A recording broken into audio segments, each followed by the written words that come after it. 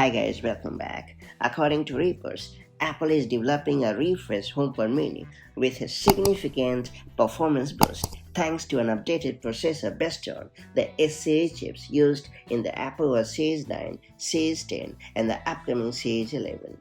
Spotted in Apple's code, the new model, codenamed B525, appears to use a chip with T8310 microarchitecture, the same core technology found in the S9 and S10 and expected in the S11. It's worth pointing out that the current HomePod mini B520 runs on the older S5 chip originally designed for the Apple Watch. While it's unclear whether Apple will label the new chip as S9, S10 or S11, the timing suggests it could debut with the S11 set to power the Apple Watch Series 11 and the Apple Watch Ultra 3 models.